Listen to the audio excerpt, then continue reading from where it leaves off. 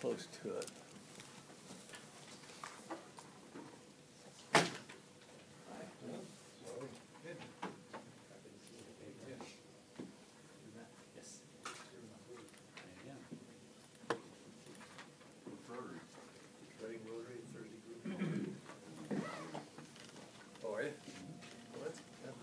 Good guys down there. Yeah. I'll tell you, one or some other story. Several years ago, you know, you guys had that trap shooting place, right? Oh, yeah. You haven't started yet, right? We're live streaming. It is live streaming though. Oh, it is? I just started it, yeah. I don't care. On running.com. Just. Where's the camera? Hello. We like to be twins. We show up places always dressed in the same color. If you miss, the next guy can shoot the target. Yeah, that's what we. So anyhow, I won this thing. I'm not a good shot, but I won. And so I was telling him, next time you guys need some shooting lessons, give me a call. Well, I won $20 in the pool. They fined me the $20. Which I thought was great. I love telling that story.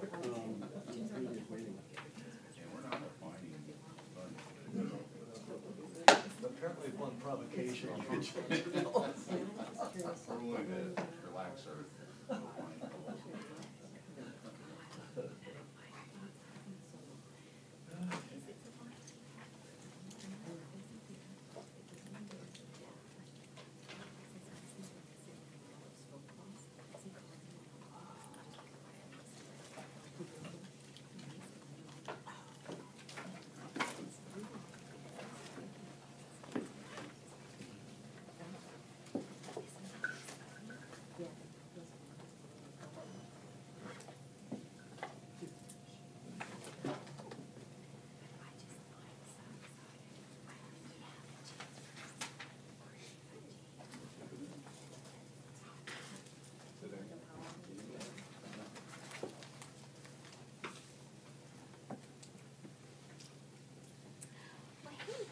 Hey, Hey. you got the email, right? Pardon me? You got the email. We're good on everything. Good. You're the man. I was in team with Tony all day, so I didn't get a chance to respond to him. But yeah, and I talked about it after the meeting this week, and yeah, let's get him. So he said he's shooting out the email, but I'm so excited. I am so excited. I think it's gonna be an opportunity for some real change, and we're gonna get rid of the whole secret society thing. You know, it's out of me. Isn't that crazy? Yes. So I'm so mad. You guys are freaking energized. And it's like, you know, when I came into this, I was like, oh, I don't know how to do all those things. But we're under new leadership now, so we can do chair and some people think differently. And so, yeah. Okay, welcome everybody. I'm Michelle Rogers. I'm with 530 Media Project. If you haven't heard of it before, it's a collaboration between West Coast Innovations, where you're at right now, and the Record Searchlight. We hold free workshops for the community. We've done several on social media basics, advanced social media, blogging, citizen journalism, Google Drive for collaboration. And today we brought Matt Morgan in of Optimize Worldwide, and he's going to teach social media and marketing for small businesses. But first I want to introduce Brett, who's going to talk a little bit about the facility and our collaboration. Right, and it's been a fun one. So how many have we done so far now? About I've lost track. 6, 8, I don't know. More than that, yeah. Yeah. So it's been a great collaboration with Record Searchlight. Happy to be doing it, and happy to welcome friendly competitor Matt to our facility. A lot of familiar faces and a lot that aren't. And my name's Christensen. I'm the marketing director for West Coast Innovations. And West Coast Innovations is a bit of an odd bird in that we have 3 distinct divisions that are totally unrelated to each other. But the division I represent is a marketing division. We're a full-service, comprehensive marketing company, everything from graphic design, brand identity, web design, SEO, all the way to video production, media buying, that sort of thing.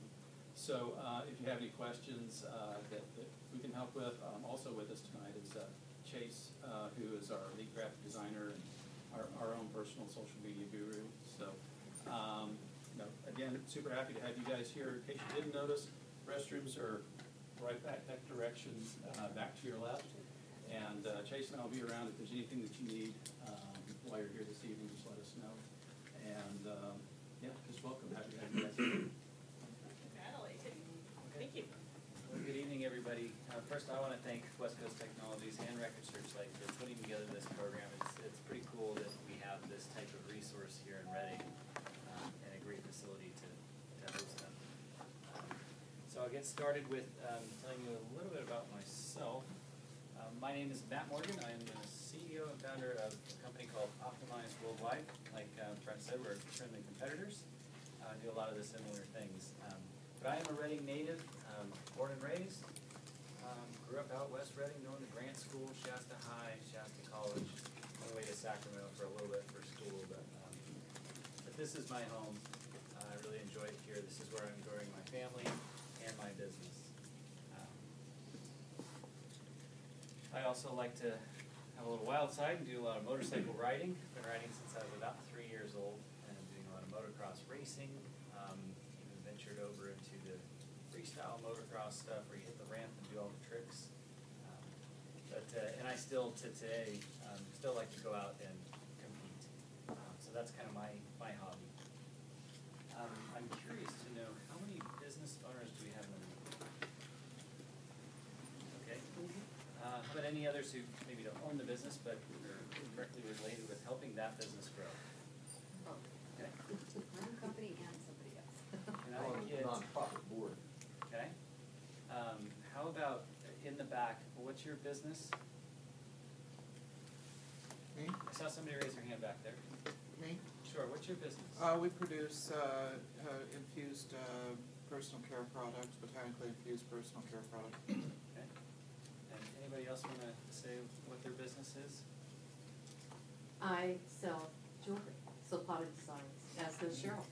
Yeah. So Facebook is going to be vital for you guys, right? We love Facebook. I'm a service. I'm a clinical hypnotist. Okay. And so a couple of questions. How are people currently finding your business? My website or word of mouth. Okay. Okay. So certainly online marketing strategies might really help kind of ramp that up and drive them to the website. Okay. All right, well, what I'm going to do is I have kind of an outline of things I'm going to run through, cover some general online marketing practices, whether it's websites, optimization, social media, and try to help you guys apply that to your business. So a little bit more history. We are an online marketing company. We're still pretty new, coming up on our 4-year anniversary. We have about 13 employees now, and we're just down the street. So it's going really well. All local talent, so it's kind of neat. Pride myself in being able to have a business that's able to employ this local talent. So, we work with businesses all over the nation, and the nice part is with online marketing, SEO, social media, is you can get business from anywhere you'd like. So we capture a lot of business from outside the area and drawing that revenue back into the community. Our office also prides itself on giving back to the community. Just last year we gave back a little over 300 hours. This year we're approaching about 400 to date. Several different projects. And myself, I've been in the industry a long time. Since I was in high school, I was always kind of an entrepreneur. Ran a sign business, graphic company, did web design out of my home. I've worked for Simpson University, and marketing director for a corporation. But I truly wanted to go back out on my own and build a company, and I have a passion for marketing. And one thing I'll do is contribute to our SEO community, search engine optimization, and I'll write tips, blogs, guides, how-tos, and I've been picked up by a couple of the largest blogs in the world. Moz is one of the biggest in the SEO community, and Search Engine Watch as well. So I'm a regular contributor to some of those blogs, and it's kind of neat when I get to post on those because you get just thousands of tweets and mentions and all this stuff. It gets a little crazy for about a day and a half, and then it just goes dark. So then you got to go write some more stuff. One of the first things I want to talk about tonight is your guys' businesses, and whether it's in an early stage or even been in a business for a long time, and is your brand consistency. It's never too late to kind of start over, rebrand, and really make sure that you've got a good consistent brand across the board. It's important because that brand awareness goes a long way when you see it in different mediums, whether it's Facebook, where you have a business card in your hand, you hear it on the radio or see a TV commercial, you're going to have that recall. So it's really important that your stuff is fluid across the board.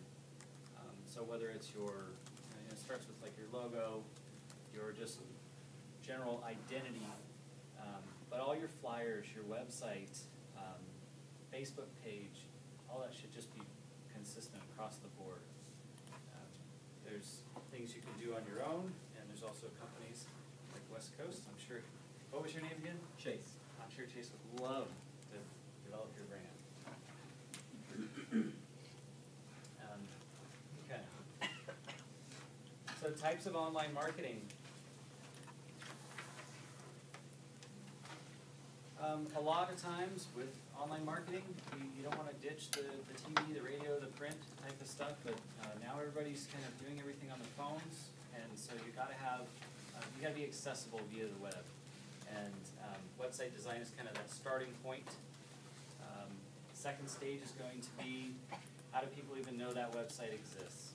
So search engine optimization, also known as SEO, is a strategy you can utilize to do incremental things that will help you show up higher in search results when people are searching for your type of service or product. Website design is paired with social media. You can have very nice campaigns out there, drive them back to your website. The advertising portion, whether it's advertising on Facebook, advertising with banner ads, pay-per-click, it's very effective. And then we're also going to cover a little bit of email marketing to kind of stay in touch with your potential customers.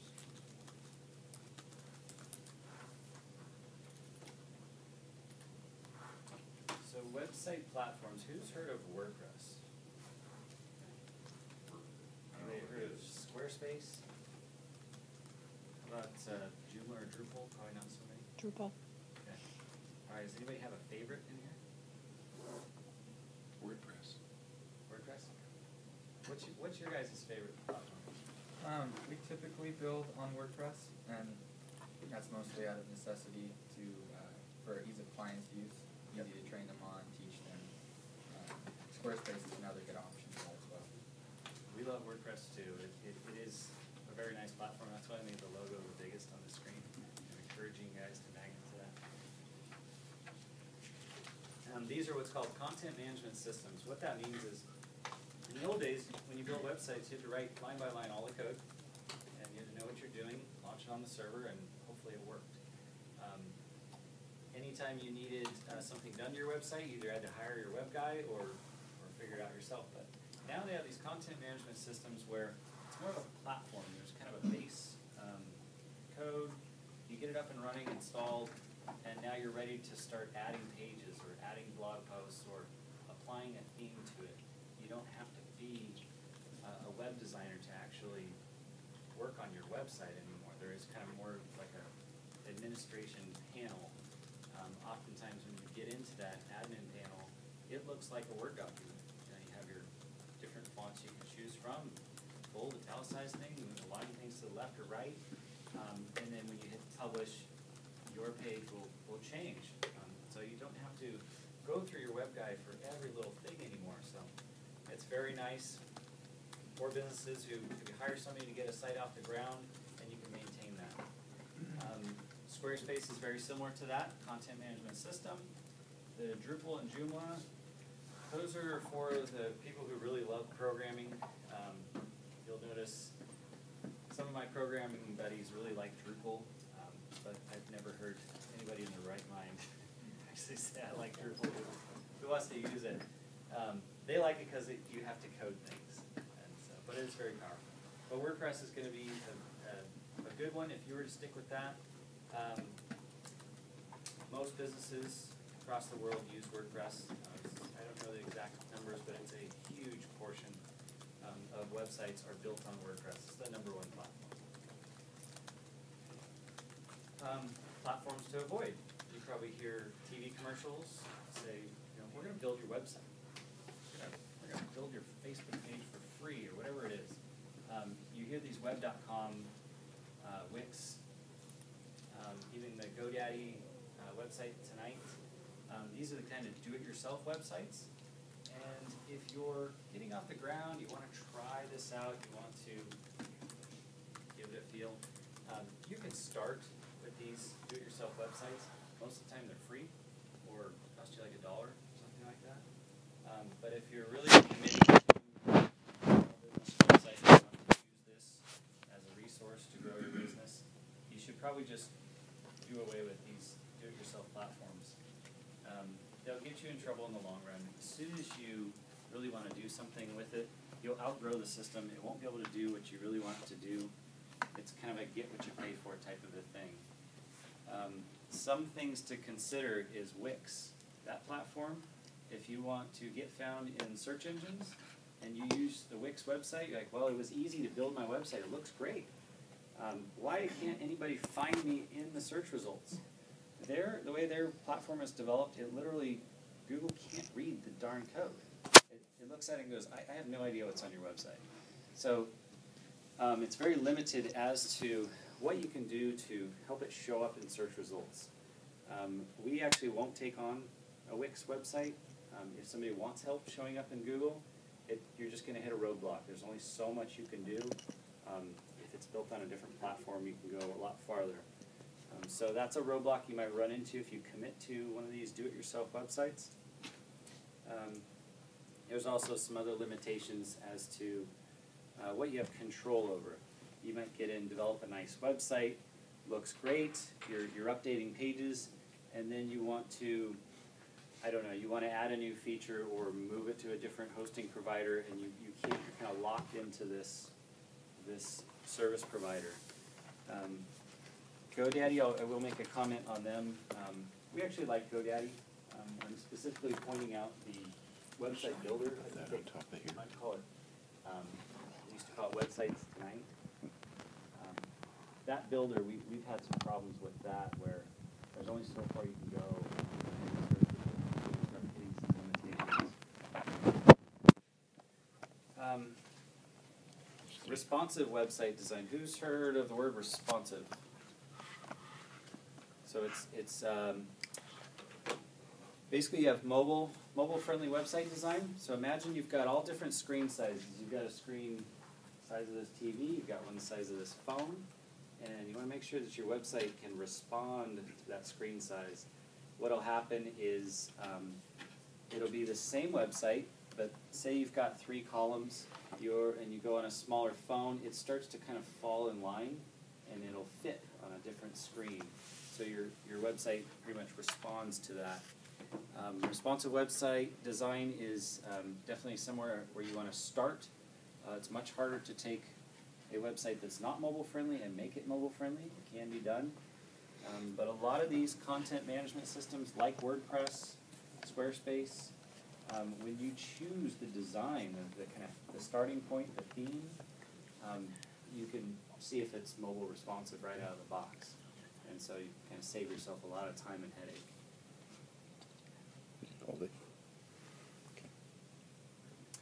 At any point, if anybody has any questions, we got plenty of time this evening. So I've got a lot of different talking points in here, but feel free to raise your hand. We've got plenty of time for that. So part of website design, you might want to know, how is my website performing? Who's going to it? How long are they staying on my site? What are my most visited web pages? You can install Google Analytics. It's tracking code. It's a free service from Google. And with that tracking code installed from that day forward, they're basically monitoring all sorts of different things.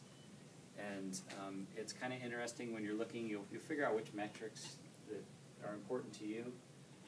But some big ones are, how long are they staying on my site and which pages? So you can kind of watch how people flow through your site. Say, well, they went to my homepage, they went to, they read about us, and then they got to my service page and they bounced, they left. So we need to tune that page up. We need to look at that and say, how can we keep people on that page longer, or get them to convert to my contact page? So Google Analytics will show you all sorts of other things like, are people coming to my site through search? Are they coming to my site from Facebook? Are they coming from my site from another website? Maybe I have a link to it. Also, good data, figure out where your strong points are, and go from there. Analytics, you can go really, really deep with them. There's just hundreds of reports in there. So you could spend all day digging around in there. It's kind of fun. Okay, part of... Question. Go for it. On the analytics, you need to write that into your original or website design, or can you add it later, or modify it? Just how does that work? Sure. Google Analytics is going to, when you go to google.com/analytics, you can sign up there and create your profile, and then you can add as many sites as you want. I think there's like 500 as the limit or something. But you add your profile, and then it'll say, okay, here's your tracking code. And then you either have your web administrator install that tracking code, or if you're using a content management system, usually when you log into the back end of your site, it'll say, what's your tracking code? And you just put it in that box and hit save, and now your tracking code's installed. And just Google looks for that. Yeah. So it's kind of sending data back to Google, All right. and every time somebody hits the site. So it's a one-time chunk of code. Once it's added to the site, from that day forward, you can start tracking all of these metrics. Thanks.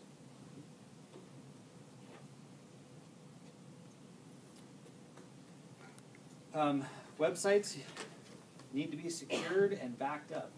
And this is an important part. You spend months on your new website. You're very proud of it. You're sending a lot of people to it. You're advertising to it. And then one day you go to your website and you realize it's been hacked. And you go, oh shoot, what do I do? So do you have a backup? Or could I have prevented that hacking in the first place? This stuff happens more often than you'd think. These content management systems, they run off of databases, and databases are much easier to hack into. These little 14-year-old kids are writing these codes just for the hell of it, just to have fun, and it goes out and crawls the webs and just destroys your website. Some people are doing it to inject things where you've got Viagra all over your site. Some people are, who knows what they're doing it for, but it happens on a daily basis. Sites are getting hacked all the time, and so if you're going to commit to a website platform, I would ensure that you also have a security measure in place, whether it's just making it a little bit more difficult for them to crack your login, or do something to the database. There's some security things you can do, but most importantly, have some regular backups running, scheduled backups. So there are plugins, there's services you can do, there's people you can hire to do this for you, and say, okay, I'm on a monitoring type of service. If my website were to get hacked, I can restore it from a backup from last week, and I don't lose months of work. I can get it back up and running. One important part to consider too is some people will say, well, I'm running backups. It saves it in a folder on my hosting provider right next to my website. And then you forget to pay your hosting bill, and your hosting goes down. That includes your backups. So you kind of want to separate those two things too. So try not to have your backups located right where your website's located. Make sure it's running to Dropbox or an Amazon server or some other location. So if anything happens to the hosting provider where your website lives, you can go retrieve it from a third-party off-site location. Matt, could you just back it up to a file on your computer? You can. Yeah, I guess you could. Typically, it's not done, apparently. Cloud hosting, cloud storage is so cheap these days. I mean, I get a bill from Amazon, and it's like 26 cents a month for all of my clients' backups. I mean, we have like I don't even know how they make any money off of it. But the Amazon S3 servers, it's ridiculously cheap. So, and oftentimes like these Dropbox accounts, they're free, you know, up to a certain amount of storage. So it's almost worthwhile to just use their service. They're maintaining their servers. Power's always on. They're really good with all the redundancy. So, but I'm sure you could back it up to your local computer. It's typically not that. Any questions on malware, hacking, how to protect your site? Who here manages a website for their company? And you in the back, what platform is it on? We actually use Solid as we're a golf course. Okay. So we use their POS system, which also includes our website. Gotcha. And does that service, is there something you guys kind of subscribe to, or it's part of the service agreement where they do have a backup service in place? Yeah, they back up for us. I bet they do. But yeah, it's common. It's common if you go through a vendor like that they've got it all dialed into. It's they're used to it as well. Any system can get hacked. It's not just WordPress. WordPress is a little bit more vulnerable than others simply because it's the most popular platform. It's almost like why does a Windows computer get hacked all the time and everybody claims, oh, I got a Mac, I'm never going to get a virus. It's because there was a day when 97% of the computers in the world were Windows. And so why would a hacker waste his time developing a virus for 3%? So WordPress is the most powerful platform, and if these kids want to go out and create malicious code, they're going to write it for WordPress.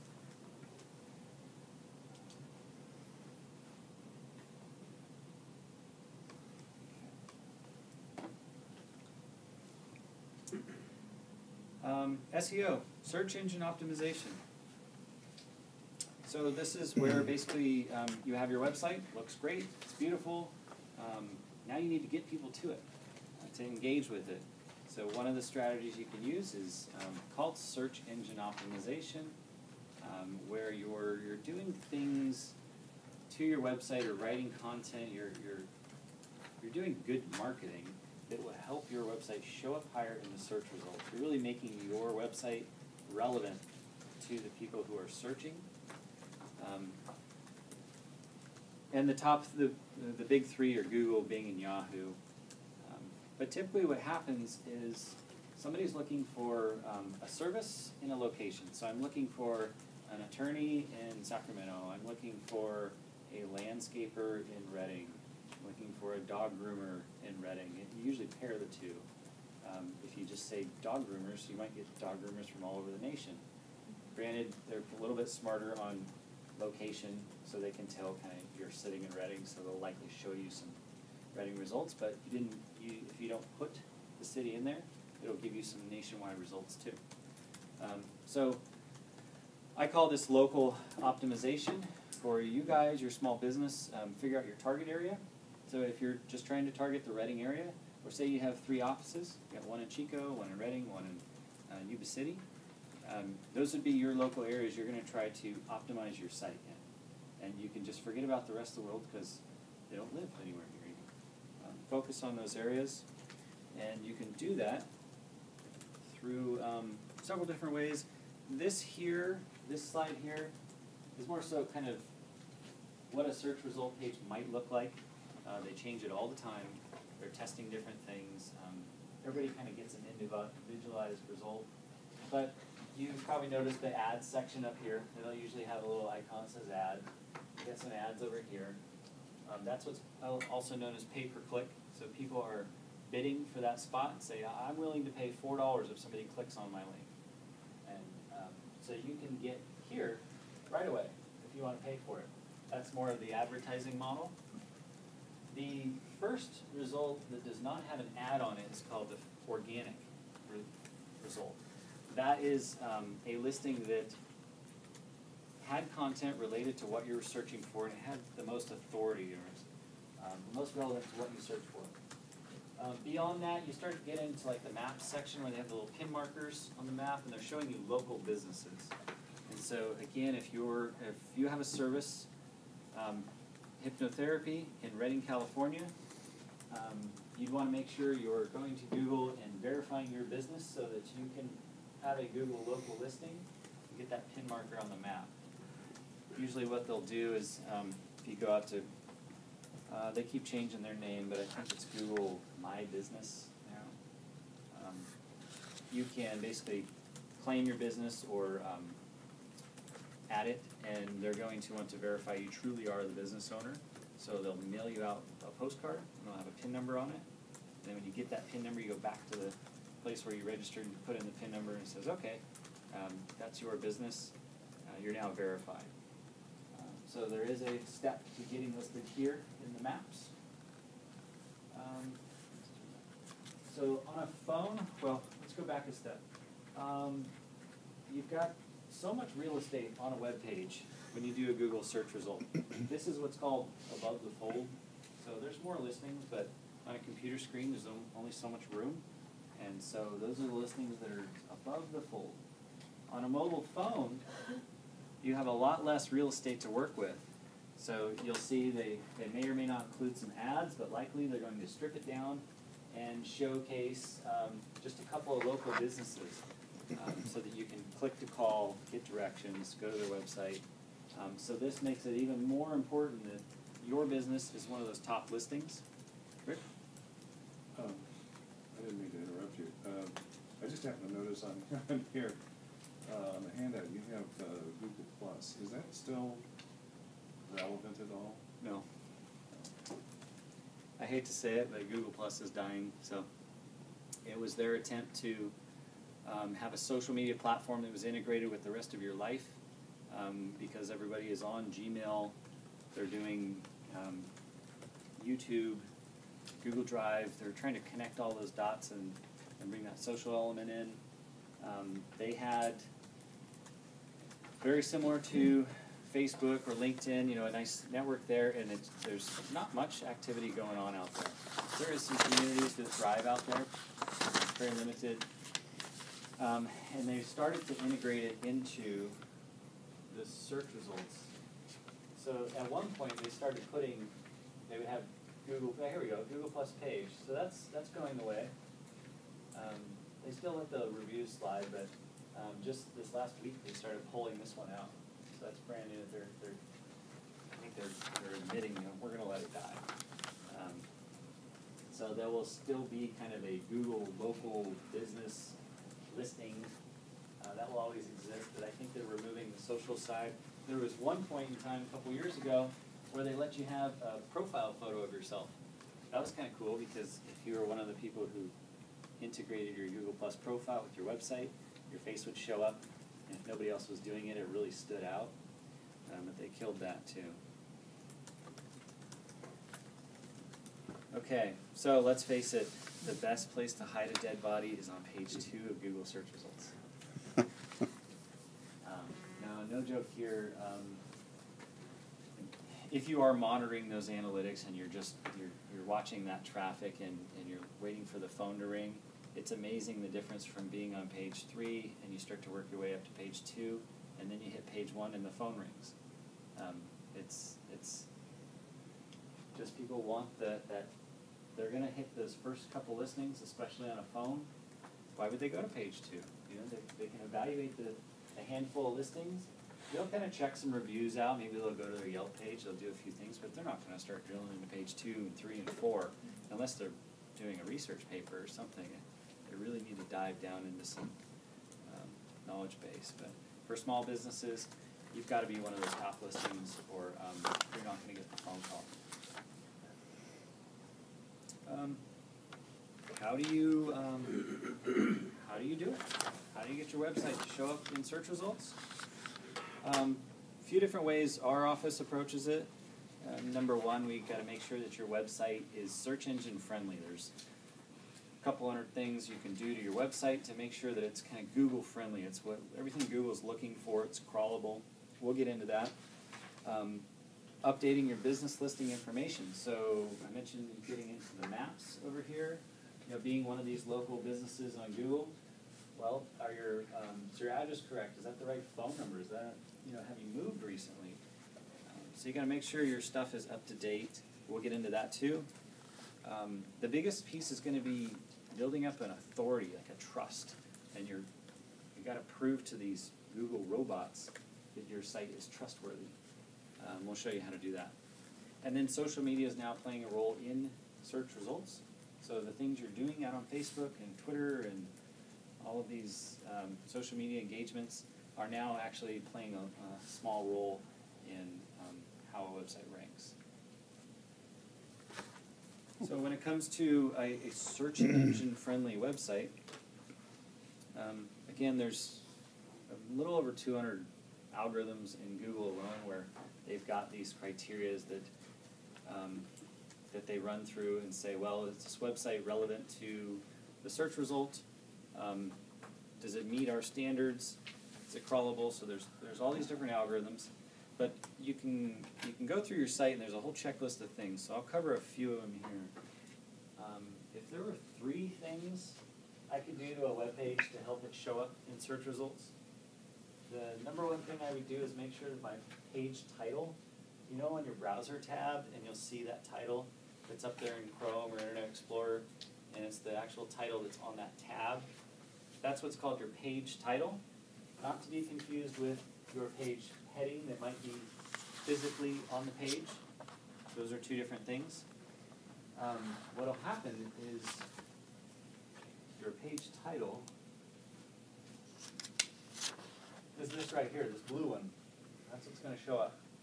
And so if I was trying to rank for Reading website design here, in this example, or how about web designers in Reading, I'd want to make sure my page title included those phrases. So not only am I going after the service I'm trying to rank for, but I'm tying myself to the Reading area. And each platform has a different kind of way to update your page title.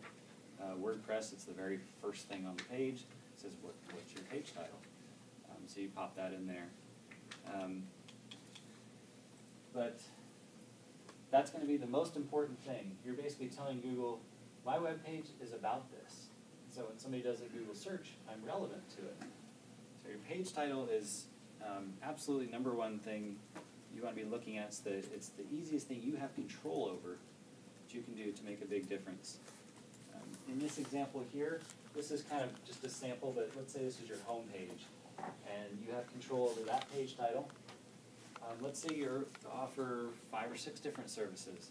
So you have service pages that they might click into services, and you have a page for your different service offerings. And each of those page titles should have the service offering and then include the word Reading or whatever area you're trying to rank in.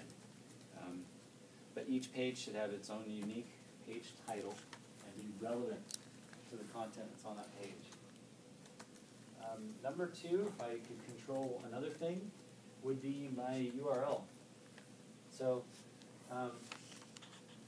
domain names are having a little bit less effect as to what keywords you're ranking for. So if you're selling pet supplies and you had best pet supply store in Reading.com, you're really kind of pushing it there. You're saying, I'm literally trying to rank for this term in this area. People used to buy a bunch of these domain names and they'd get really long, like the best black shoes, and it would go on and on, .com. And so that's what's called an exact match domain. So Google released an algorithm and said, well, we have the EMD algorithm that says, if you're trying to manipulate the search engines and you have this obscure domain name that's clearly has nothing to do with a business name or a brand, and you're trying to rank for this term, we're going to kind of look at that and evaluate it and see if you're just spamming the web. And they might kind of ding you for that. So a lot of people fixate on their domain name and say, well, I'm a hypnotherapist, so I need Reading Hypnosis. Granted, that is a good domain name, but Someone has it. Yeah, but I wouldn't fixate on it. It's not like well, I have that domain name, so I'm the #1 result. You can have whatever your brand is. That's really what your domain name should be. Focus on branding, and the rest will come together. what'll happen is you'll have, say, whatever your brand name is, so myawesomecompany.com, makes more sense than trying to put Reading Web Design. I'm kind of boxing myself in if I do that. So I'd rather have it be myawesomecompany.com, and say I get to my service pages, then have it be / hypnosis, / whatever your service offering is. So you can control what your page URL says. When you create the page, it'll ask you kind of what you want, or your subdirectory there. So that makes a big difference. Again, Google's looking at it, they're scanning the page and they go, well, the page title's about XYZ, and the URL has XYZ in it. And then the final piece is going to be your page heading. I don't really have a representation on it here, but let's say you get to the page and it has a heading that explains what the page is about. So again, if you have the service you're trying to offer and your location in there, you're tying yourself to that search term. You're making it relevant. Other things, this is now, as of April, making sure your website is mobile friendly.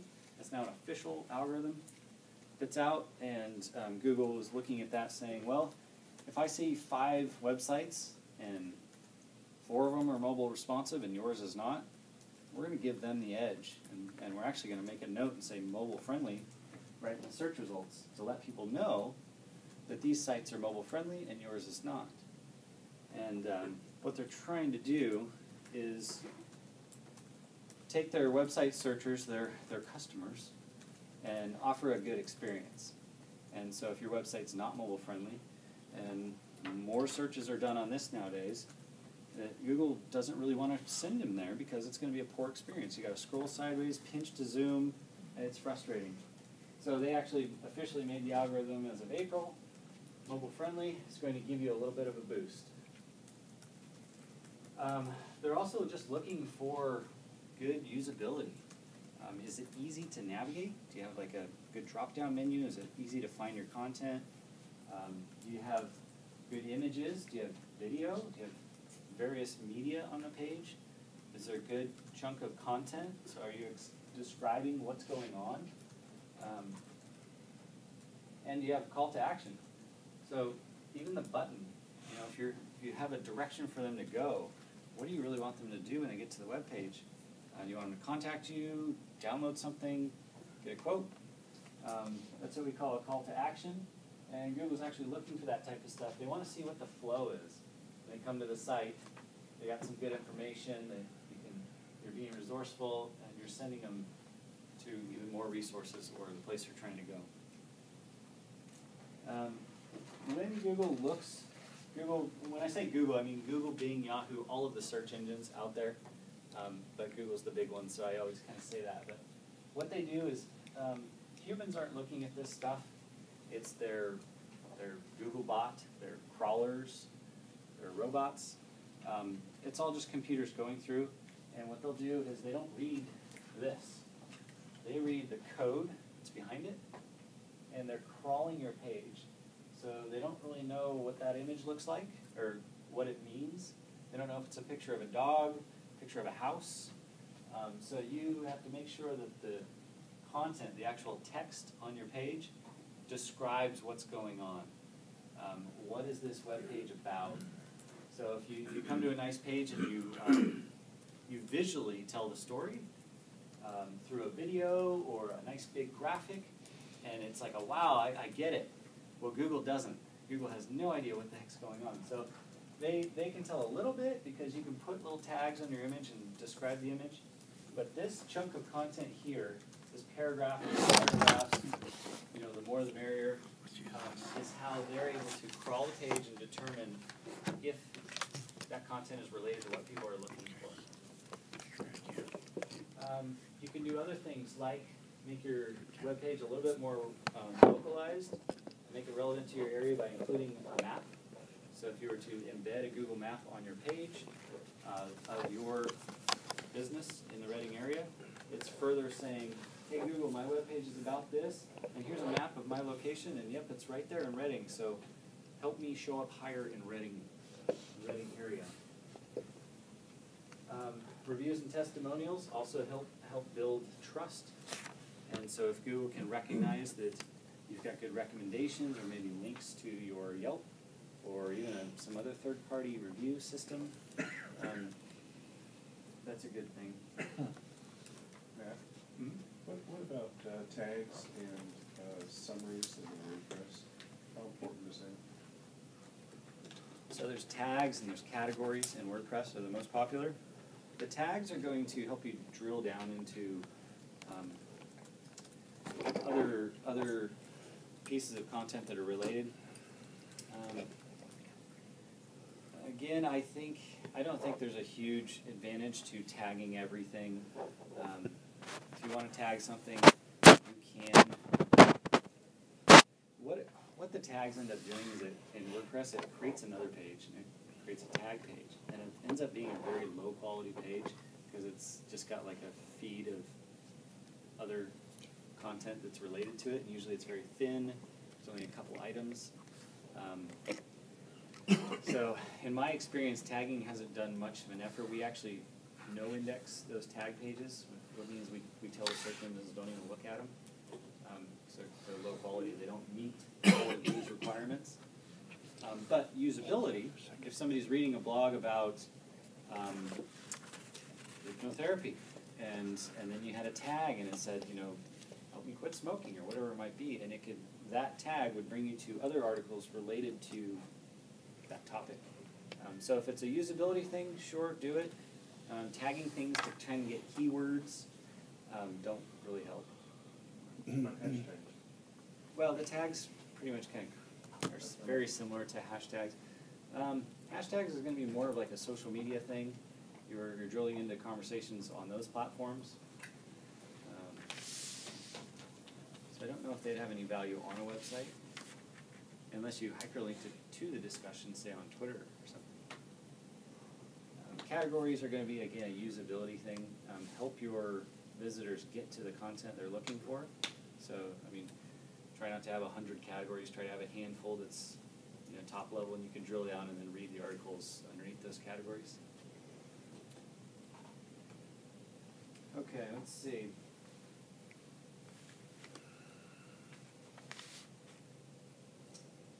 Okay, so this slide here shows how to, kind of sounds weird, you can optimize your site, right? But you can also optimize your listing, the way it looks. So when you show up in search results, sometimes you might not even be the #1 listing, or you got all these ads going on, but you can make yours stand out. A couple of things you can do is you can control your page title. That's the blue one there. So on your web page, you put a good page title. You can control that. Your domain name, usually there's some sub. If it's like a landing page or a service page, you'll see the URL will extend out, and that might be keyword specific. This Google Plus stuff is going away. But here's what's called your meta tag, meta description. And it's 150 characters that you have to describe what's on the page and encourage people to click on your link over the next. So if What is that? That's called this section here, this sentence, is called your meta description. Oh, okay. So oftentimes, like in WordPress, more towards, after you're done building your page, towards the bottom, it'll ask you, well, what do you want as your title and your meta description? Fill that out, make it unique, and keep it above 50 characters and less than 150. If you go over, you start to get an error. Google will have, there's Google Webmaster Tools, you can check kind of some errors on your site, and if you go too long on this, you write one that's way too long, it'll kind of flag you as an error in Google Webmaster Tools. So the rule of thumb is don't make it too short, so over 50 characters, less than 150, and it's almost like a tweet. You have very limited space to tell people what is this web page about and why should I click on it. One of the strategies you can do is throw your phone number in there, and on mobile devices, oftentimes it'll convert to a click to call, so they don't have to type in your phone number, they literally click it and your phone will say, would you like to call this person? So there's a strategy you can do. If you link your Google local listing to your website and your website back to your Google local listing, you don't always have to link it back, but it helps. You're building the relationship between your website and your Google local listing, that map thing I was talking about earlier.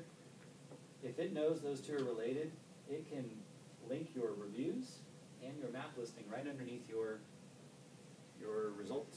And oftentimes, like, well, in this case these are ads, but let's say those were organic search results, and then you saw this fourth one down here, and gosh, it's got all these stars going on, and there's a little pin marker. It catches your eye. So you can do some things to make your listing stand out. People have direct access to write a review. So those are some things you can control.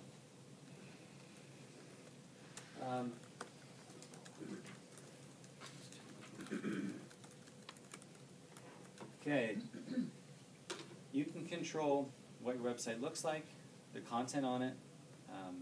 You can control a lot of things there. One thing you can't control, and it's the biggest ranking factor, is that the authority, the trust Google looks at.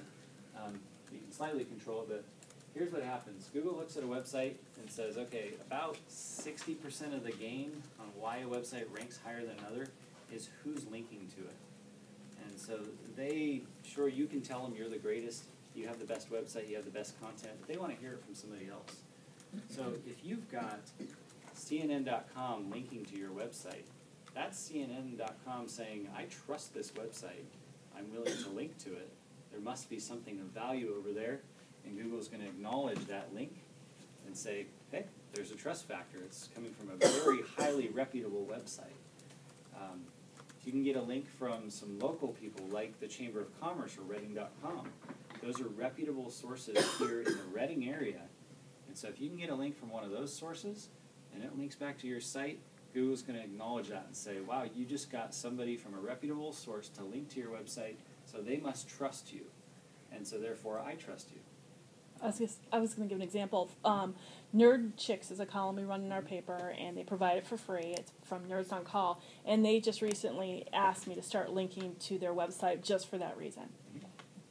Oh yeah, and it goes way further into depth. Then you have, well, what does that link look like? You know, is it just a link, or does it link a word? Mm-hmm. The word would be called an anchor text. Yeah. And so let's say that word was hypnotherapy, and that word was hyperlinked to your site. Mm-hmm. Your site would now not only have the authority of the link, but it would be relevant to hypnotherapy. So it goes really deep into link building. But ultimately, what you want to do is encourage people who are in your network, people you already do business with,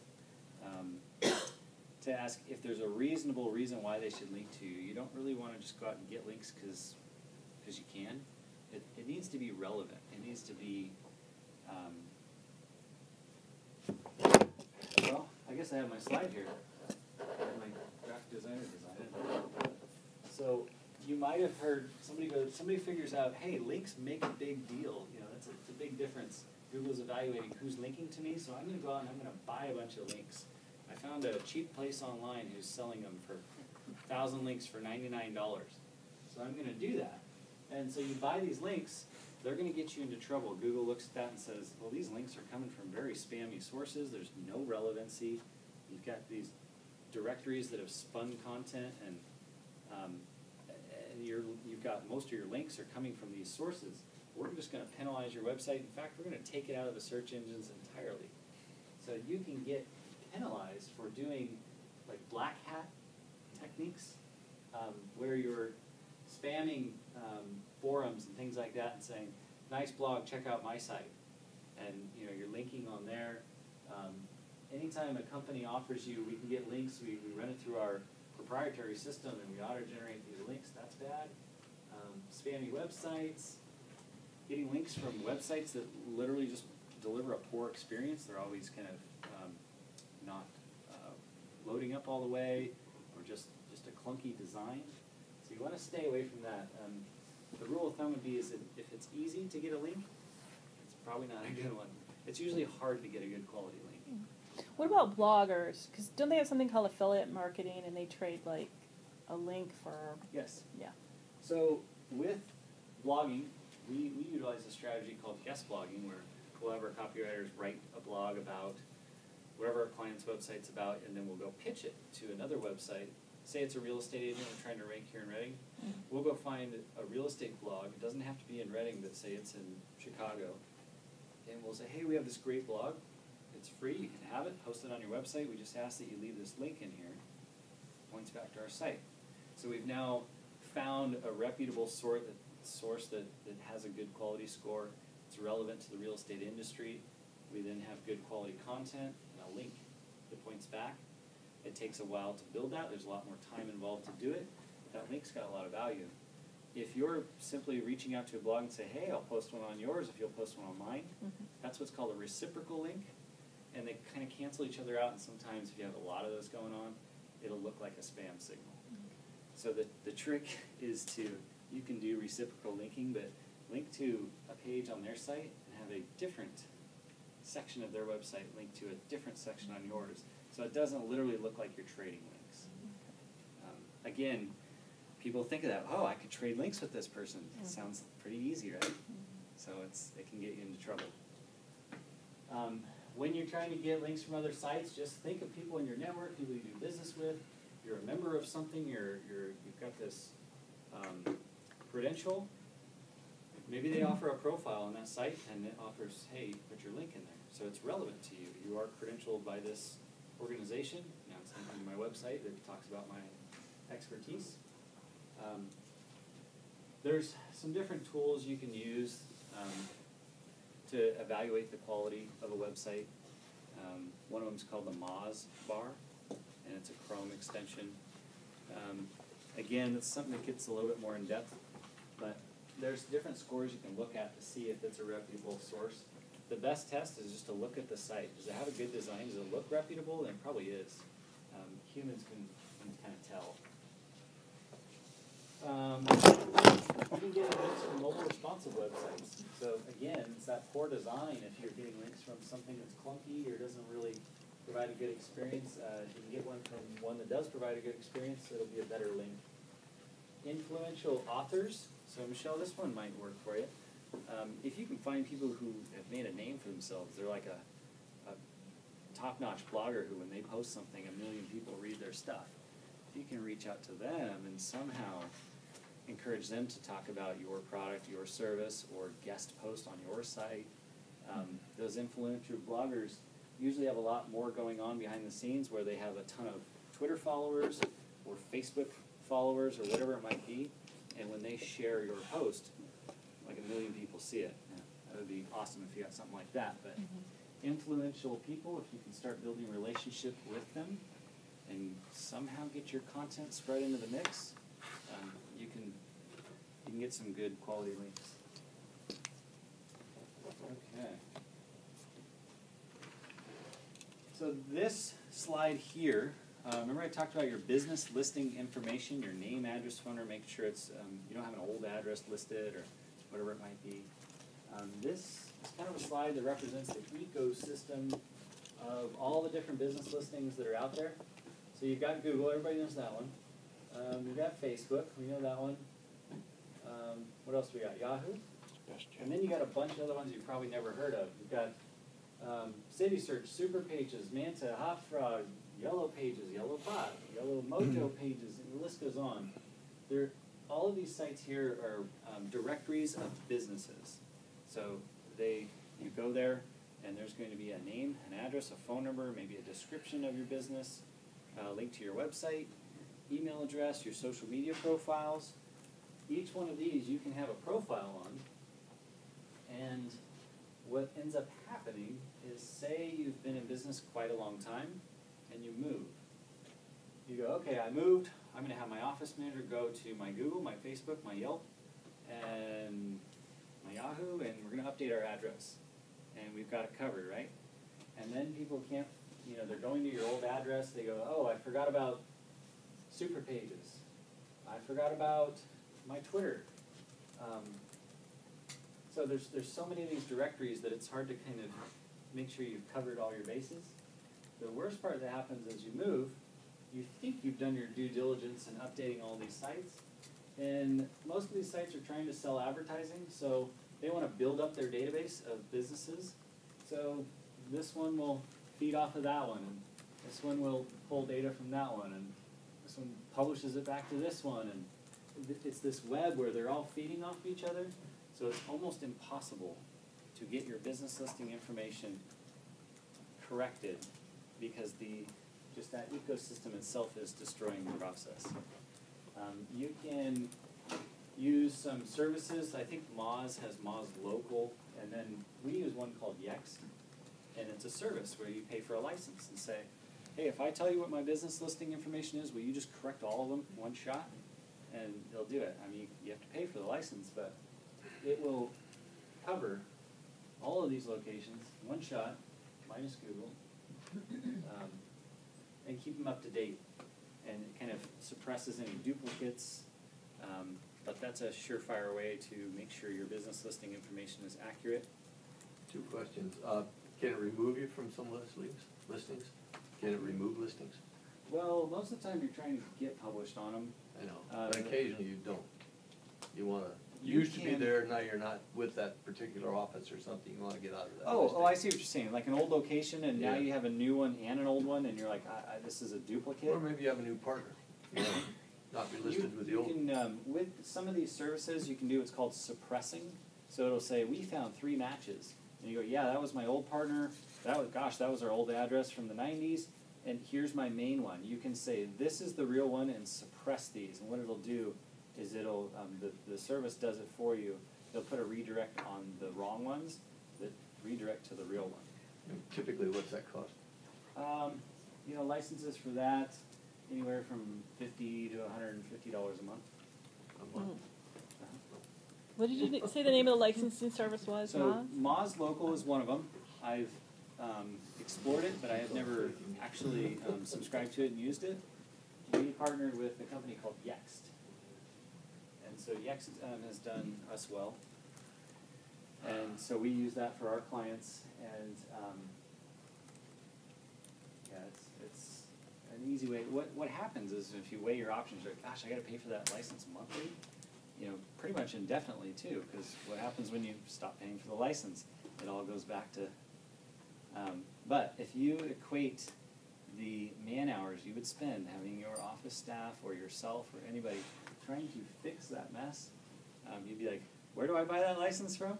So you can cover some of your bases, but if you want all of it cleaned up, it's almost easier just to get the license and have it be done and focus on other things. The gift that keeps on taking, huh?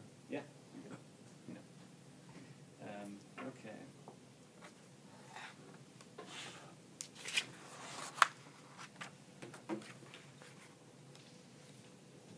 This here, if you do correct all your listings, while this one has nothing to do with Google and neither is that, Google evaluates all of these and says, well, how does their representation look elsewhere?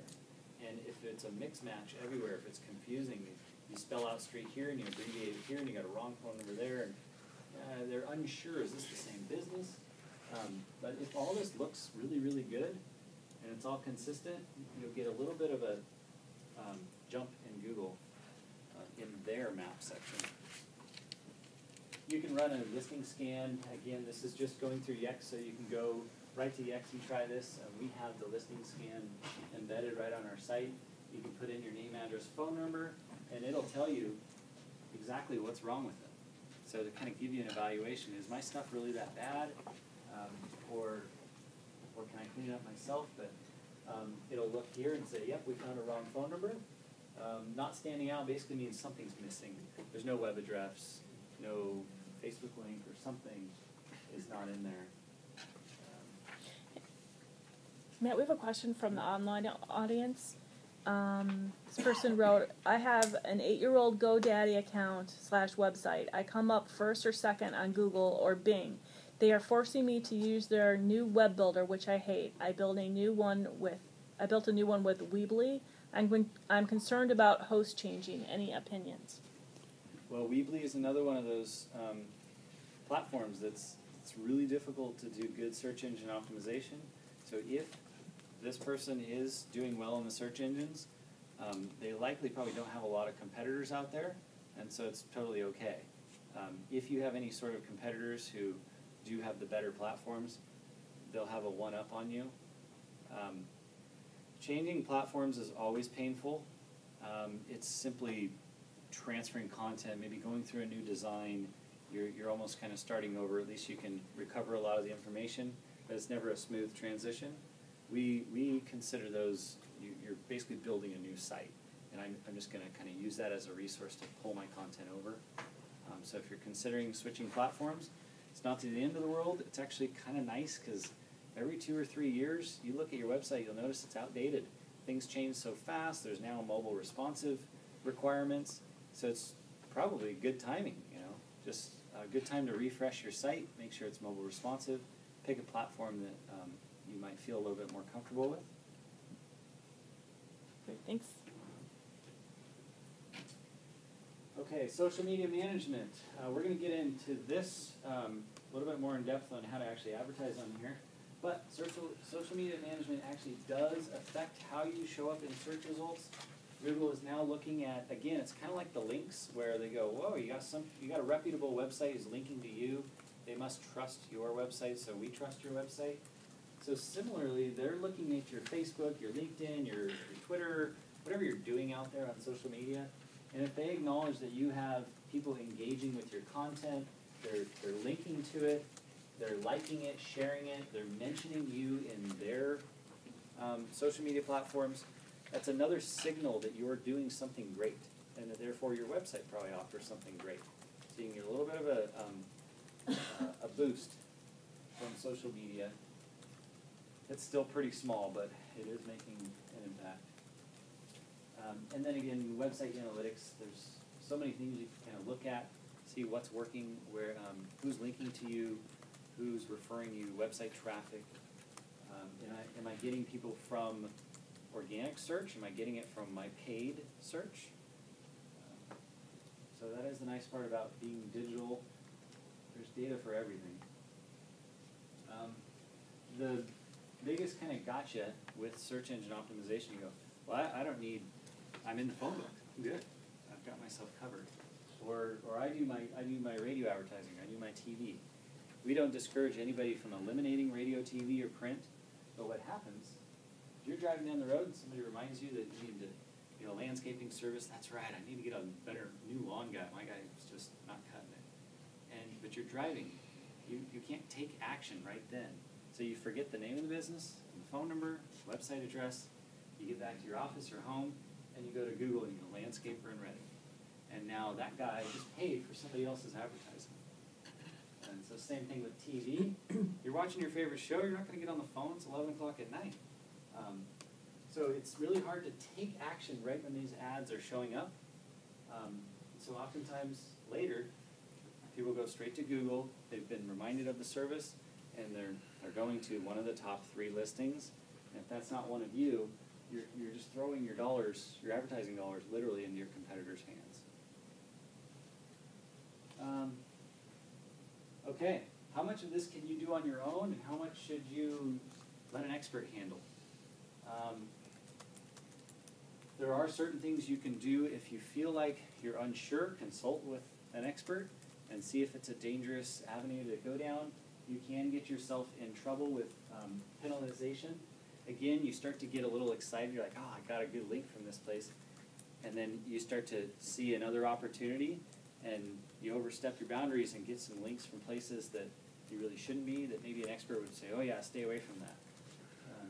So there's the way I look at it is if you just practice good marketing, you're doing what Google wants. You're building a great website experience, you have good content, you're keeping it fresh, you're being resourceful, and you're getting the engagement. This shows you have something great. So if you do these things, those are things you can control. When it comes to kind of the technical side of things, it's almost better to just hire somebody or get a consult.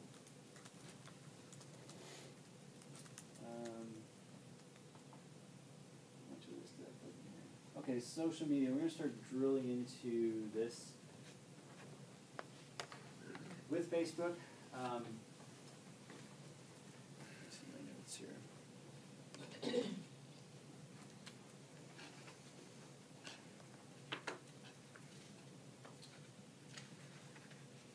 get into social media, there's some other things you can control. You have your profile image, you got your cover image, right? Why not put in a message in there, and maybe a phone number? So if you can put messages right in your cover image, put a call to action in there. A lot of people go straight out to Google, they download the Sundial Bridge, and they use that for their cover image. And it doesn't say anything, it doesn't really jump out. So this is actually a pretty nice banner ad that you have to work with. And you can say things, you can rotate that out. Oftentimes people ask me, well, how often should I post on Facebook, or how many times should I be tweeting a day? There is no magic number. Every industry is different, every target audience is different, every company is different. The only thing I would encourage you to do is be consistent. So if you post once a week, continue to post once a week. If you post 2 or 3 times a day, continue doing that and provide that consistency. That's something you can control and be helpful. Managing followers and engagement. So if people are commenting on your stuff, comment back. If people write a review for you, that review actually does help not only your Facebook presence or Yelp or whatever it is, but it also helps in search results. But if somebody writes you a positive review and then you reply to it and thank them for their business or their comments, that's almost like a double review. It shows Google or Yelp or whoever that not only do people like your stuff, but you're right there engaging with them. So that review can actually go a little bit further if you respond to it. I have this slide that says obtain reviews. Pretty much anywhere it's great. Ask for people to review, write you testimonials, go on Facebook, write me a review. Watch out on Yelp. If you solicit reviews on Yelp, Yelp is like this evil advertising platform. They totally cater to their advertisers. And it can get dangerous. What happens is if you have a profile on Yelp and you've got a few people who have reviewed you, and then you go, I want to get more reviews. I'm going to email all my clients and have them go to my Yelp page and review. They go, they're not regular Yelpers, so they create an account, or maybe they had an old account, but they just don't have any, they've never reviewed any businesses. And then Yelp goes, wait a second, we just got like 10 new reviews in, and it's from all of these profiles that don't have any activity on our platform. So did you just did you pay somebody on Fiverr.com to go write you a review, or what's going on here? Why aren't these active Yelp users reviewing your business? So it's really important with Yelp. That's the one platform I discourage people from literally soliciting reviews. Do your homework first, so you can actually go in. If you want to ask a review from somebody, go check to see if they're on Yelp and see if they're reviewing other businesses, and that would be a great person to ask for a review from, because that will count. Yelp will not show the positive reviews if you're getting reviews from low quality profiles, and then of course if you pay them money and you advertise with them, they're going to cater to you, show you at the top. Let me skip over that one. Okay. Any questions before we drill into Facebook? Okay. So Facebook, I put profile versus page because I see this happen a lot where businesses are new, they're fresh, they get off the ground, they're trying to learn how to do this, and they're using a profile to market their business. And it works for a little bit. You have to friend people, and your family and your friends start liking your business profile. And you really want to go a little bit further. You want to advertise, or you want to get more followers, you want to get more engagement, and you're stuck in a profile where people friend each other. A page is more set up for businesses, companies, organizations, other figures. A page, when people who like the page are going to kind of see what you've posted. If you're using a profile, if people aren't your friend, they're never going to see your content. I think that's what happened to me, because I thought I set up a Facebook page, and then people were saying, well, how come we can't see your posts? Yep. Like, well, I don't know. So good news is Yes, you can convert your profile to a page. So there is a method through that. I think if you literally use the Facebook search bar and say convert my profile to a page, there's like a tool Facebook will offer as a process to it. And good news, did I give any? I think I did. Well, I was reading up on this. We've had to do it for a couple different clients where they committed to a profile. And the nice part is, I'm surprised Facebook does this, but they'll let you convert it to a page, and they'll retain all of the current friends you have on it, and they'll convert those to likes. So, which is kind of nice. You would think, oh shoot, I'm going to lose all of those followers. So if you accidentally go through profiles, it's not the end of the world. You can convert it to a page. I put here with a page, it's more like a business. You can promote things, and people can follow it without becoming your friend. They can just see what's going on. I say that they might see your posts because Facebook is an advertising platform as well, and they'll throttle your posts. So what happens is, let's say you've got 100 people who like your page, and you post something, maybe 6 to 12% are actually going to see it. They've throttled it down.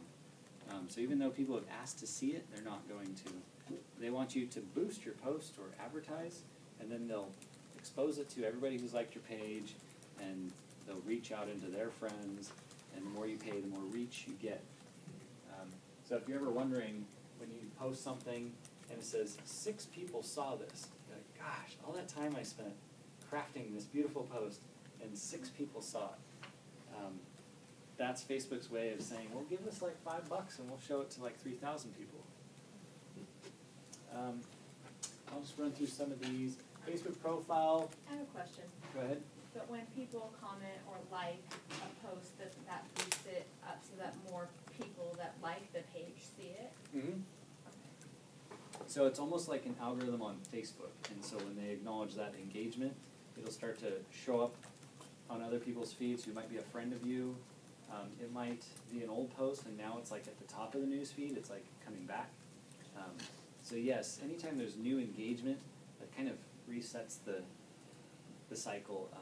You can definitely get more exposure that way. It'll extend that reach. With profiles, of course, you can control how much the public sees. Pages is everybody sees what's on there. With profiles, you can tag your friends. You can still create events. You can comment, like, share, message people. You can review business pages. Facebook profiles are the ones who manage a Facebook page, so there is no login and password for a Facebook page. It's who's an administrator. Well, this Facebook profile might be an administrator of this Facebook page. There is a max to how many friends you can have, and there's unlimited number of people who can like your business page. So that would be a good thing to happen if you maxed it out and realized you were using a profile.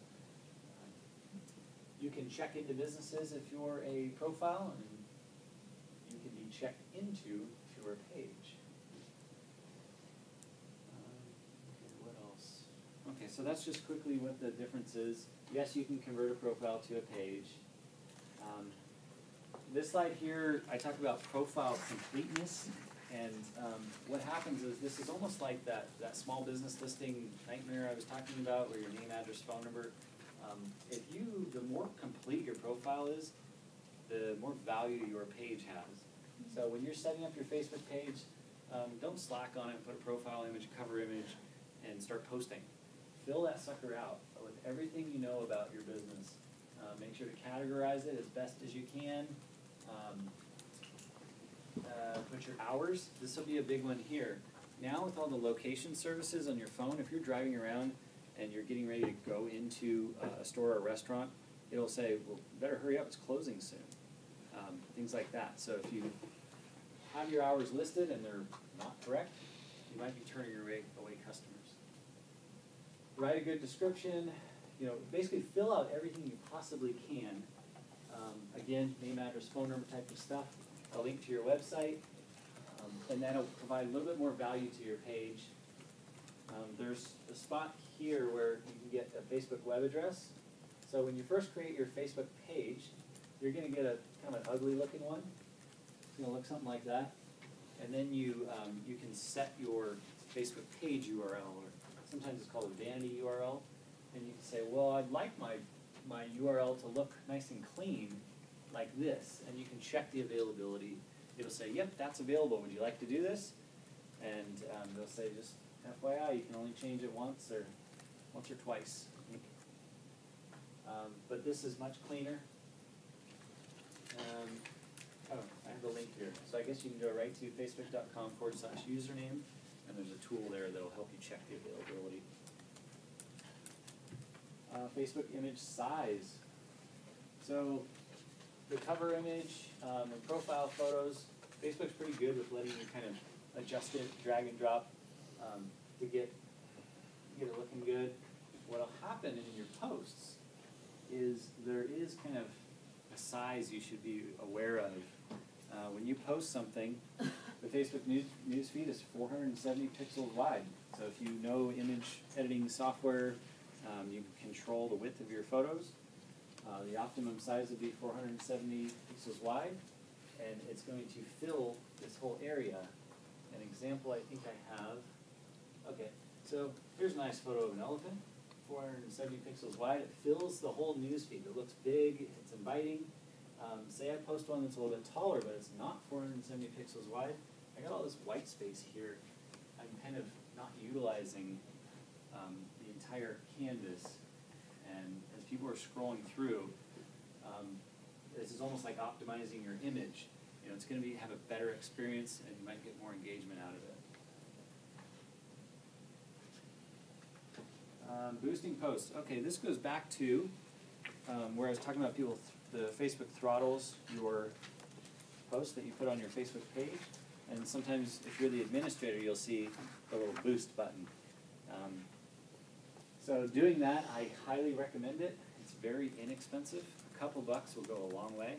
So once you try it once, you'll be like, wow, I put in $1 and I got like 400 people to look at my stuff. So it's very encouraging. It's inexpensive. It's kind of short term, so if you have an event or something, you can boost something for like a few days or a week. Is this on Facebook? Yes. Oh, Facebook. So if you are the administrator of your page and you share something, you'll notice a button that says boost. And Facebook will encourage you to use that boost button, and it'll ask you some different things. Well, do you want to extend your reach by letting us finally show it to the people who have liked your page, who asked to like it in the first place, and their friends? So that's where you get the reach. You say, well, 100 people like my page, and it's going to extend to all, not all of their friends, but a lot of their friends. So you start to, the more you pay, the more reach you can get. I've noticed, I tried to figure out the formula for it, and I think it's just, it's different for every industry and the type of posting, but $5 will get you a little over 1,000 people to look at it. So if you want 1,000 people to look at what you're posting, $5 will do it.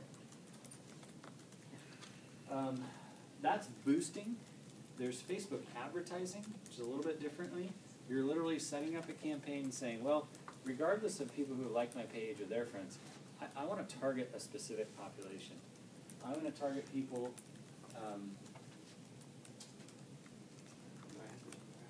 I want to target people who live in Reading, who are aged 24 to 35, who expressed interest in motorcycle riding, who are male, and you can go down the line and you can really tailor an ad and say, only show this to those people. So it's a little bit different from boosting something where you're just extending the reach. You're literally targeting people. So that's through Facebook. Excuse me. Did they not change their algorithm just a few months ago? They change their algorithm all the time. But So, I mean, as far as the targeting of the advertising. yeah, anytime you're dealing with Yelp, Facebook, Google, it's an endless cycle of them changing things. As soon as you get comfortable with it and your profile looks great, they're going to change it and say, guess what? Our cover image is now bigger. And then you got to go out and change all that. No, I was talking about demographics and market segmentation. Yes. Specifically. Yes. It was my understanding that they had made significant changes so that it was much easier to segment the markets. Yes, I know they're always fine-tuning that process. Another big change they made is they went to a pay-per-click model, which they used to charge you to just kind of show it to people. And now with the actual advertising, they're saying, well, we'll only charge you if we show it to people and they actually click on it or they engage with it. So it's now a pay-per-click model. You get a little bit more bang out of your buck. Before, you had the potential where maybe you reached a lot of people and nobody engaged with the ad and you burned through your budget. But yes, they're always changing their stuff. It's very difficult, especially as an online marketing company, to try to stay on top of these things. Or a small business owner, as soon as you get the hang of things, it changes. Matt, you said $5 would buy you, going back to the boosting, would buy you, say, 1,000 people. What's the time frame on it? Is that per day, per week? It is short. You can kind of gauge how long you want it to run, but usually it's a few days, so 3 to 7 days is something a boost is going to do. It's not a long-term thing. So it would be $5 per day for as many days as you want? You can actually set that. You can say, I'll spend $1 a day for 5 days. I see. But boost is a really short-term thing. You're literally just giving it a little boost. The advertising, you can run it for a duration, like you can run it for a month if you want. And set a larger budget. Say, I want to spend this much a day, or and you can really drill down into those demographics. There's a ton of different types of advertising you can do. Most people are trying to get clicks to their website. Get them to perform a call to action. If you're more on the techie side of things, you can actually run advertising where you only pay if somebody's installing your app, your mobile app, or something like that. But tons of things you can do with advertising. Very effective. In my experience, the cost of advertising is the lowest on Facebook. So there's nothing that beats it. You can't reach as many people in any other platform than Google AdWords, whether it's SEO, TV, radio, whatever it is, your dollar. Facebook itself. Yeah, Facebook advertising is very inexpensive. So it certainly should be a part of your marketing program. You don't want to cut out some of the other stuff. You need a well-rounded marketing program, but this is like a no-brainer. You throw a few bucks at it and see where it goes. It's especially for businesses who are trying to get off the ground. SEO can get expensive if you hire a company. Web design can get expensive. Google AdWords will break your bank. But you could start with no website, create a Facebook page, run $25 a month, and actually get people to do something, to call, or to like your page, or whatever it might be. You can actually use Facebook as your web presence until you're ready to get off the ground. So they've made it very easy for small businesses to succeed. One other question. What kind of feedback do you get from Facebook on what happened? Oh, there is, well, I don't have a slide, but there's insights. And so it's just like Google Analytics where you get all the reporting. So they call it insights, and there's a whole dashboard of reports. It'll show how long it ran, who's engaging with it, time of day, days of the week, age, income levels, interests. So again, it gives you some pretty nice reporting as to who's engaging with it. And with advertising, if you run a campaign and you get that results back, you can then run another campaign and kind of tailor it a little bit to the people who are engaging with it the most. Here's an example of an ad. Again, there's a bunch of different ways you can do it, but oftentimes you're saying, hey, I got something going on, here's a pretty picture to look at, and I'm offering you something, and here's my call to action. I want you to do this. Go get that offer, and it's probably a link to their website. So if I were to click on that, their advertising budget would deplete a little bit, but they got what they wanted. For the sake of time, any other questions on Facebook before I get into the next segment? We stumbled upon an unofficial Facebook page for our business, and we can't get rid of it or anything. Do you have any advice? Yeah. I've done it over and over again. We have a stalker that's created 20 different plus accounts. Well, you have a stalking problem. You have an automatically generated page. Facebook, like the other directories, were trying to build up their database, so they somehow crawled and recognized you had a business and went ahead and created a page for you, and you don't know what the username and password is. Correct. Because one doesn't exist. Okay. So you have to kind of claim that page. To be honest, I have a social media manager, and she's done it before. I don't know personally how to do it, but I know that it's difficult. She's been successful at claiming those pages or merging duplicate pages. Oftentimes they'll have you verify with driver's license or a business license or something like that. You got to go through their support team and upload these documents to prove you're the owner. But it can be done. It is a pain. There's not a terrible amount of harm having it sit out there unless people are searching for your business and it's the one showing up above yours. We don't have another one. So that's it out there, and it's got wrong data on it. Gotcha. Then I would try to take it over. And where do I go? Because I looked all over to find this if you want to give me your contact information, yes. I will connect you with our social media manager, and she can at least guide you where she goes to start that process. Fantastic. I'd love that. Thank you. Okay. Any other Facebook questions? Okay. There's two more segments here that actually go by fairly quickly, so if you do have any questions, feel free. Another piece of online advertising is banner advertising. You guys have seen banner ads forever on websites, and they're kind of annoying, and there's a very low click-through rate. So not a huge return on banner ads in general, but things have changed.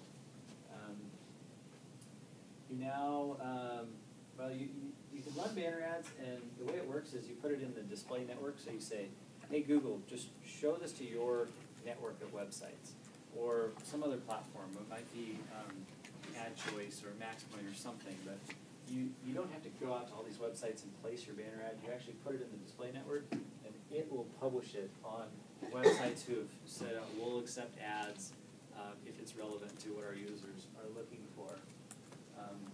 But then you can say, well, I only want my ads to show to people who have expressed interest in what I have to offer, who meet these demographics and are located in this area. Could be a radius, could be zip codes. So you can get very targeted with banner advertising. And here's the part that's kind of changed over the last couple of years that makes banner advertising kind of come back. It's called retargeting or remarketing. And you guys have all seen this when you go to Amazon.com, you're looking at something, and then you go over to Facebook, and there's that same product.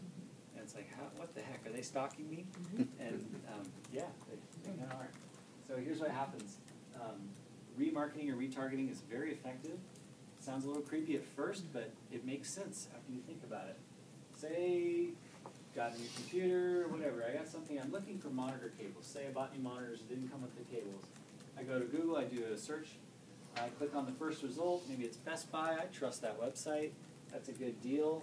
I'm now being tracked. So there is a tracking code just like Google Analytics, small line of code, and now I can follow you around. I'm going to follow this person and learn about them.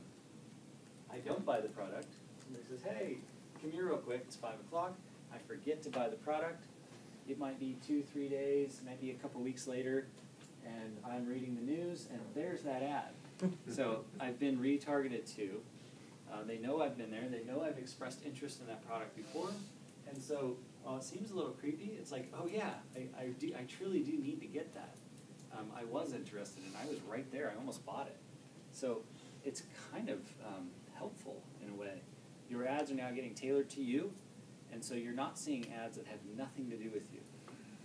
So it's actually, your experience online is getting better with this type of advertising.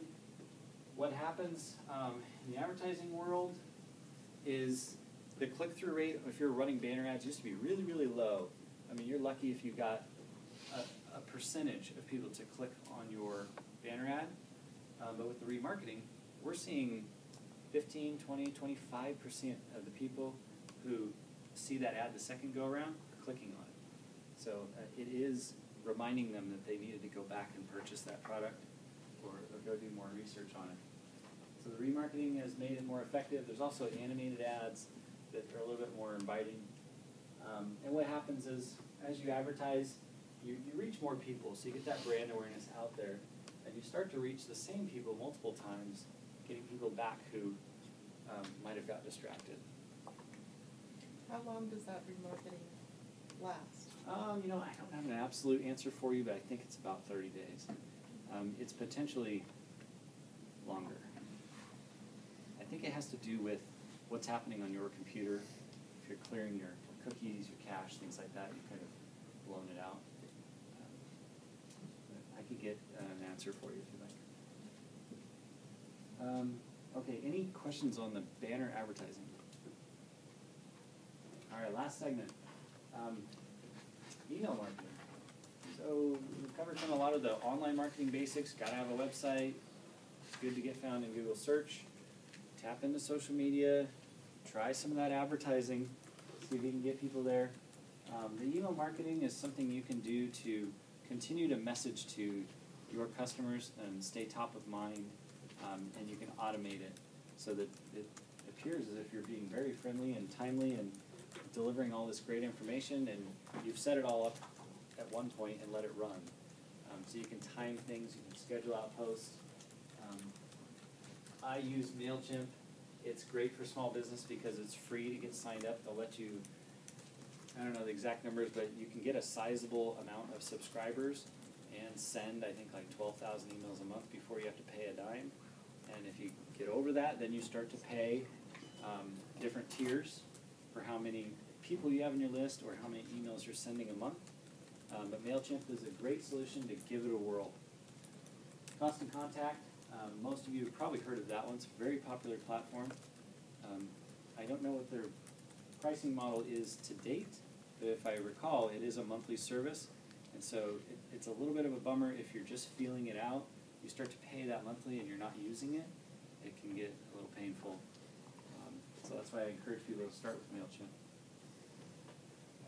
What will happen is you can then start encouraging people to get on your list, have them subscribe to get new blog posts or your newsletter, offers, whatever it might be. You can embed, usually these mail programs will give you the code and say, embed this on your website, and this box will show up on your website. And so when people fill this out, you hit subscribe, it's all automated, it goes right into your email marketing list.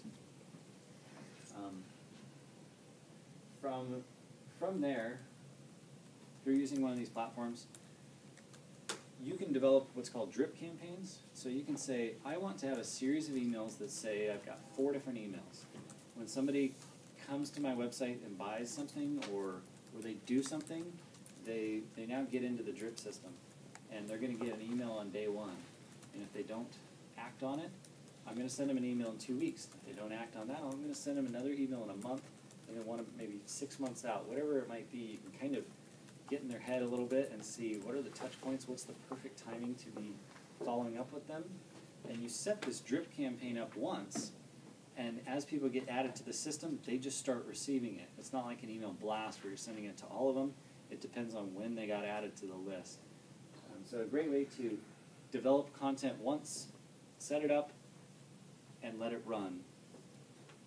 I think Macy's does that.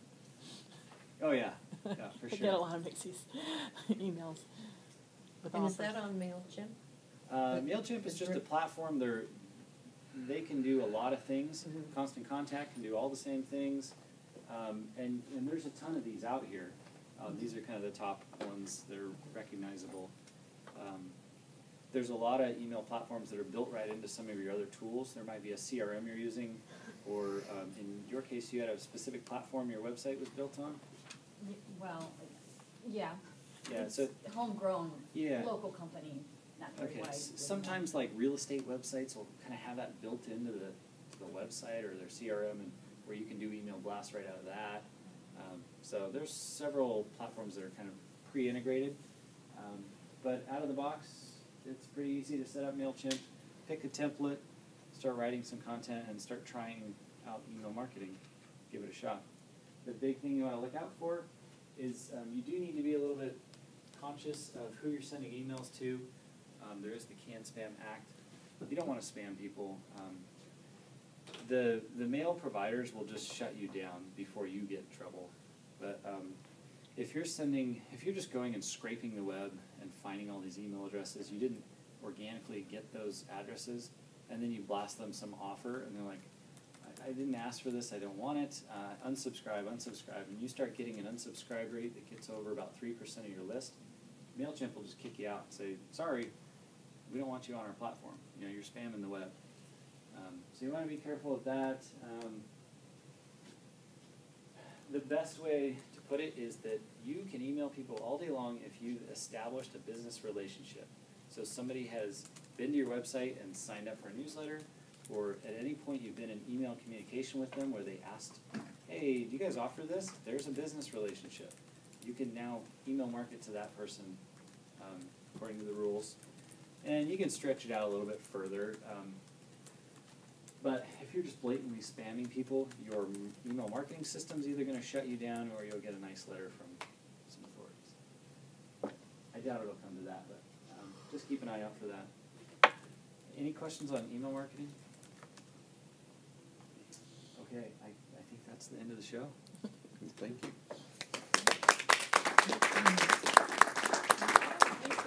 And I provided some of his PowerPoint here, but it's online. If you go to writing.com or if you check meetup.com under today's workshop, I have the link posted there.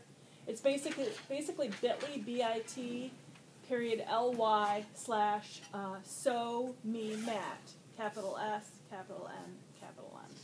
So me Matt. So me stands for social media. So that's how you'll find the PowerPoint if you want to review it later. Okay, you say Well, on this it says, would you like to link to it? Does that happen too? Link to it? Workshop. Oh, would you like a link to the PowerPoint so she can email you? So that should happen too, right? Yeah, yeah. You're also welcome